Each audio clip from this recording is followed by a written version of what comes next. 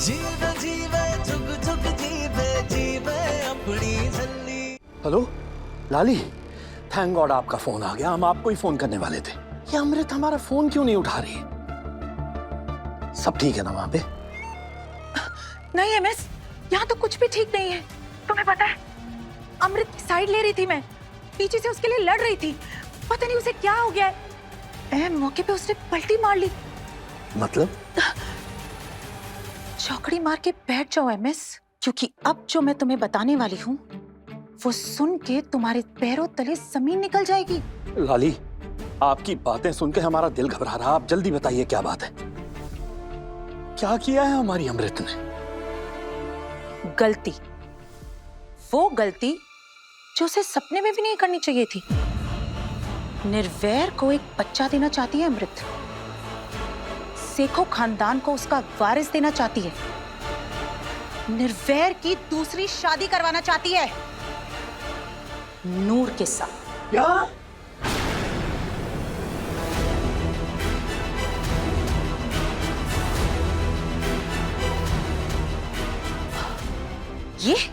ये संस्कार दिए तुमने अपनी बेटी को? ये सिखाया तुमने एमएस? मुझे तो लगता था कि केडी और तुम्हारी तरह अमृत भी समझदार है। अरे अमृत तो उस झल्ली से भी बड़ी झल्ली निकली। अरे माना कि बीजी ने सेखो खानदान के वारिस की जिद पकड़ ली है, लेकिन उनकी तो उम्र हो चली है। आज नहीं तो कल उन्होंने रब के पास चले जाना है।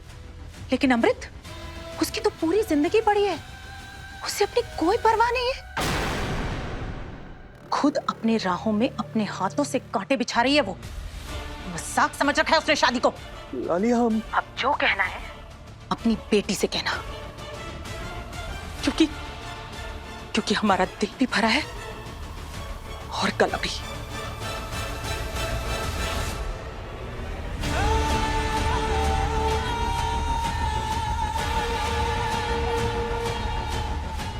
उड़ाना स्वाद।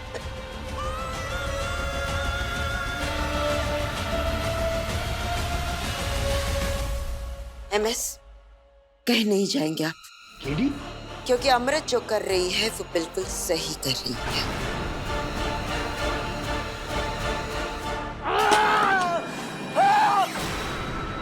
यानी कि आपको ये बात पता थी? हाँ, यही आपकी प्रॉब्लम है केडी, यही प्रॉब्लम है। आपने आज तक अमृत को कुछ सही, कुछ अच्छा नहीं सिखाया। और आज भी अगर वो कुछ गलत कर रही है तो आपकी शय में कर रही है। अमृत कुछ भी गलत नहीं कर रही है, बल्कि गलत तो उस बेचारी के साथ हो रहा है।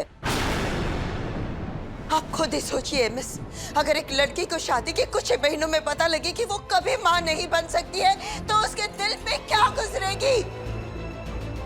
आप जानते हैं ना कितना सदमा लगा था उसे। पत्थर बन गई थी वो। रब ना करे उसे कुछ हो जाता तो।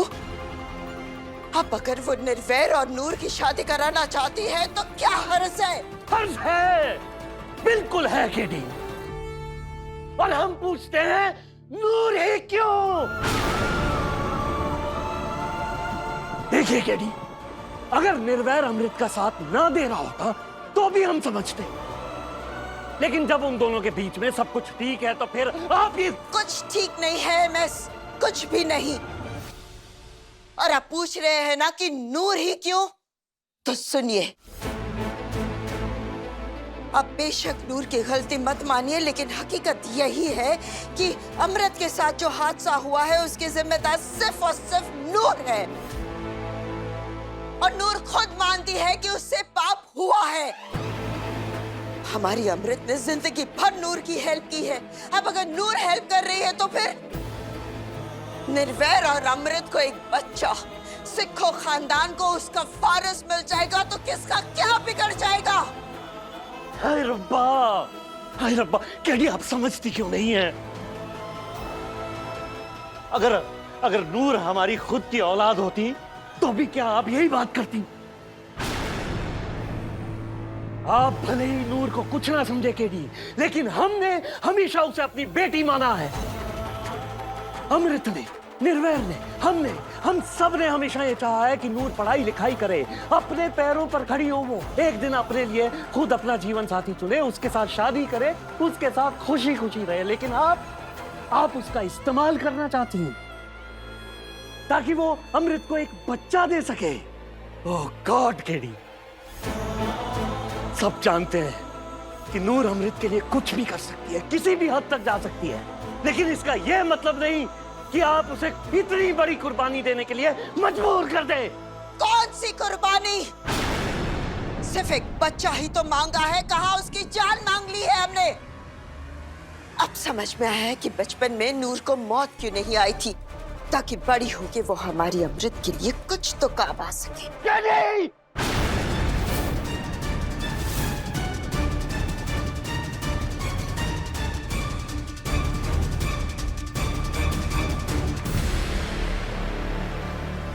आज जिंदगी में पहली बार हमारा आप पर हाथ उठने जा रहा था केटी, वो भी आपकी इन घटिया हरकतों और घटिया बातों की वजह से। लेकिन यकीन मानिए, अगर हमारा आप पर हाथ उठ जाता ना, तो हम अपने इन्हीं हाथों से अपनी जान ले लेते। नूर हमारी दूसरी बेटी है केडी, जिसने आज तक हमेशा हर कदम पर अमृत की हिफाजत की, उसकी जान बचाई है उसने। और आप उसी को, अमृत नूर से कोई खिलौना नहीं मांग रही है केडी, वो उससे एक जीता जागता बच्चा मांग रही है।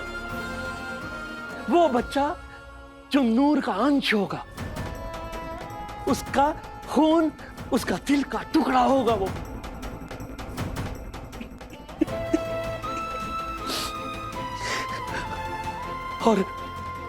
और वो नादान, वो बेचारी तो हंसते हंसते अपना बच्चा अमृत की गोद में रख भी देगी।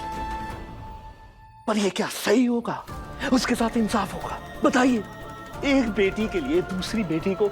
एमएस, हम अमृत की माँ है, बच्ची है वो हमारी, हमारा अंश, हमारा खून, हमारे दिल का टुकड़ा है वो।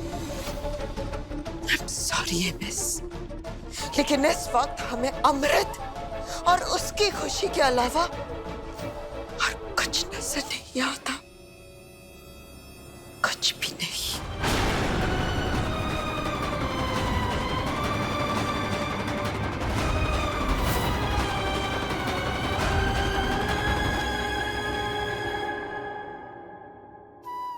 मैंने बाबा जी से बात कर ली है।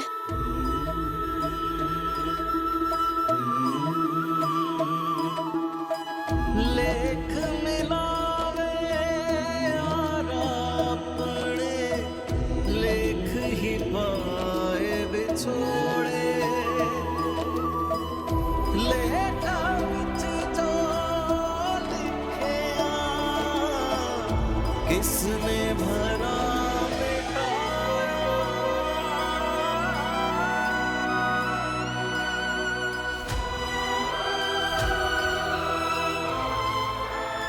अम्मू, मैंने ना तुझे अपनी जिंदगी की सबसे खास चीज दी है। ये सिर्फ एक कड़ा नहीं, मेरा रब पे यकीन है। चल, अब मुझसे एक प्रॉमिस कर कि जब तक मैं तुझे तेरा बच्चा, तेरा लड्डू नहीं दे देती, तो ये कड़ा पहन के रखेगी। एक प्रॉमिस आज मैं भी करती हूँ। मैं ना रोज वाहेगुरु जी से अरदास करूंगी कि अगर मेरे अंदर थोड़ा बहुत भी कुछ अच्छा है ना, तो सब कुछ हमारे लड्डू को बनाने में लगा दे। मैं ना लड्डू को बड़े ही प्यार से बनाऊंगी, उसको सब सिखाऊंगी। हाँ, उससे रोज बातें करूंगी और उससे कहूंगी कि तेरी अम्मू मम्मी और निर्वैर डैडी जी बड़े ही अच्छे हैं, तेरा इंतजार कर रहे हैं। तो फिर देखना, लड्डू ना छेती छेती आ जाएगा। और अम्मू सोच, जब मैं तुझसे इतना प्यार करती हूँ, तो लड्डू तो मेरे टमी में बनेगा ना। तो सोच, वो तुझसे कितना ज्यादा प्यार करेगा। और जिस दिन मैं लड्डू को तेरी गोद में रख दूंगी ना, उस उस दिन तो ये कड़ा मुझे वापस दे दियो, ठीक है? वो जिनसे जुड़ी हो दिल की साझेदारियां, तब तक हम दोनों मिलके आशा जी को मना लेंगे। रहती है याद है बचपन की यारियां, मेरा सहारा तू ही है यारा, सच में नूर, वरना है सिर्फ तू ही है जो हमें और हमारे दिल को समझती है। तेरी दोस्ती में मैनू रब दिसदा, तेरी दोस्ती में मैनू रब दिसदा। छल्ली हर रात 8:30 बजे दंगल टीवी पर।